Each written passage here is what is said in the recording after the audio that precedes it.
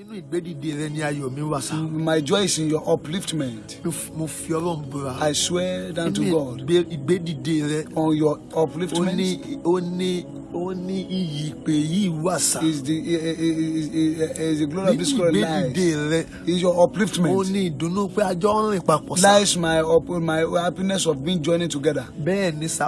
She's a friend of mine. She's a daughter of Zion. The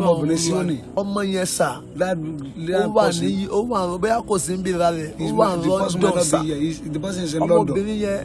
That female child. She has wept. Yet there's no job. Yet no husband. Where is living? It's not even in the city. It's still far to the city. There's one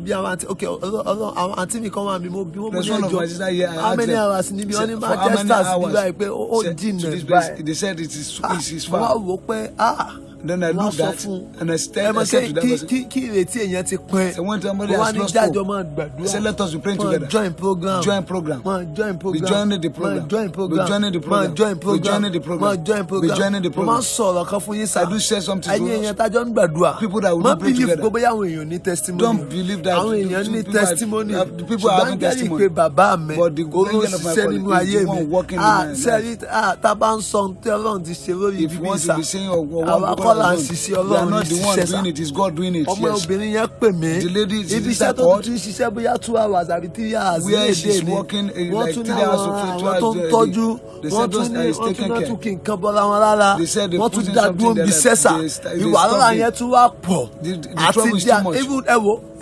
Ó tó time kan mo bí pé ṣé mo lè bẹ́ẹ̀ send owó láti Nàìjíríà sí òun yẹn níwájú Ọlọ́run sà before God. Mo ní ṣé mo lè bẹ́ẹ̀ send owó láti Nàìjíríà sí òun yẹn sà níbi kẹ́ ẹ bá mọ̀ níbi tí ó burú dé sà. You know where it was. Àṣẹ Olúwa ti ṣetán tó fẹ́ gbàdúrà ẹ̀ ní sà. I know that God is ready to answer our prayer. Àṣẹ bàbá mi ti ṣetán tó fẹ́ gbàdúrà ẹ̀ ní sà. I know that God is ready to answer our prayer. Ó kàn pè mí nípa sà. She just called. Níbi iṣẹ́ tóun ti ń ṣiṣẹ́ yẹn láti dá òun dúró yẹn òun ni òun tún ti rí àwọn ibi iṣẹ́ kan sà. Then he now found another job. Pé òun they called her. Pé ṣé kó wàá máa ṣiṣẹ́ ń bì. That she come and be working there. Ó tún wá ní àwọn nǹkan tó máa ń pè ní COS àbí nǹkan.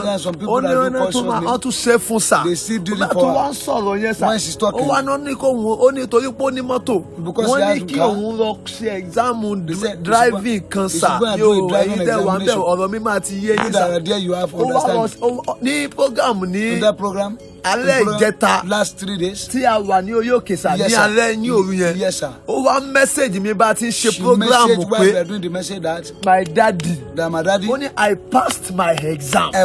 She passed the exam. ní ọjọ́ tó fẹ́ lọ ṣe exam yẹn sà ìgbà yẹn la wà ní stress sà ó wá pè mí bí pé ó fẹ́ jẹun ó ní tóun bá ti jẹun tó bá wọn máa lọ start mọ́tò òun fóun lọ ṣe exam yẹn ó wá ní kí n play fóun sà mo wá pè mí tiẹ̀ play fún pé God will go with you. ó wá ń chat mi bí a ṣe ń ṣe program yẹn mo rí message yẹn lókè báyìí tó sọ fún mi pé I passed the exam. sẹ́ni má ní ìgbàgbọ́ má ní ìrònú pé bóyá àdúrà ló gbà ibi tí àdúrà ń gbà sí ro mọ́ sà ẹ̀wọ̀n ọmọ adájọ́ ń gbàdúrà àdúrà ń gbà fáwa náà sà so mo bẹ́ẹ̀ yẹ kó fi tara sí sà àdúrà kan tó gbà ní àdúrà kan tó gbà ní gbogbo ibi tí mo ti kúnlẹ̀ tí ògo òfin bá mi dìde mọ́. And my glory refuses to race with me. Gbogbo ibi tí mo ti kúnlẹ̀. Wherever I need. Tí ògo òfin bá mi dìde. And my glory refuses to rise with me. You said, oh Lord. Ẹ dá ògo mi padà. Return back my glory to me. Ẹ dá ògo mi padà. Return back my glory to me. Gbogbo bí mo ti kúnlẹ̀. Wherever I've need. Gbogbo bí tí mo ti tẹríba. Wherever I've vowed. Tí ògo òfin bá mi dìde. My glory refuses to rise with me again. Gbogbo létí mo wọ̀. Wherever which tí ògo òfin bá mi jáde. My glory has not come out with me. Gbogbo aṣọ tí mo wọ̀. Tí ògo òfin bá mi jáde mbẹ̀. Gbogbo oúnjẹ tí mo jẹ. Tí ògo òfin bá mi jáde. Ẹ̀mọ ní Ọlọ́run àpọ́stélì. Ẹ̀mí rẹ̀. Ẹ̀mí ayé. Ẹ̀mí òkan. Ẹ dá ògo mi padà. Màkà faruwa dábàrúwa kàbà. Rẹ́bra kó sẹ́lúwa ká faruwa dà. Ẹ dá ògo mi padà. Ẹ dá ògo mi padà. Ẹ dá ògo mi padà. Ẹnìkan pé Jésù àdúrà.